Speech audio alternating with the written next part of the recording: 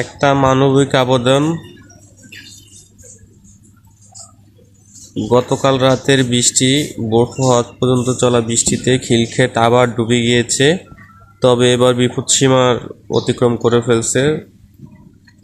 তো মানবিক আবেদন সবার কাছে এটাই যে সবাই যার যার জায়গা থেকে কিছু নৌকা, রিক্সা তো অবশ্য আসতেছে না, কারণ এত পানি যে রিক্সা চলার মতো না।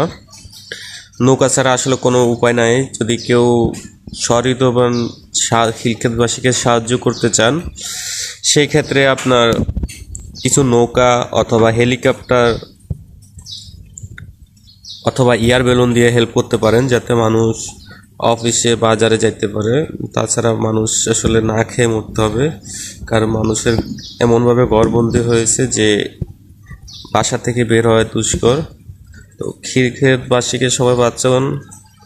চট্টগ্রাম, কক্সবাজারের পাশাপাশি খিলক্ষেতবাসীর প্রতি সবাই সরদম।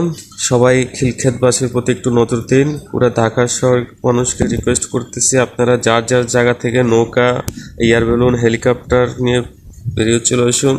সকালের নাস্তা, দুপুরের খাবার, রাতের খাবার, চা, আনুষঙ্গিক ছেলেদের যা লাগে সব কিছু নিয়ে আপনারা হেল্প করতে চলে আসুন। আমরা আসলে বিপদসীমার উপরে আছি, পারতেছি না সইতে, পারতেছি না বলতে, পারতেছি না কিছু করতে। ধন্যবাদ সবাইকে।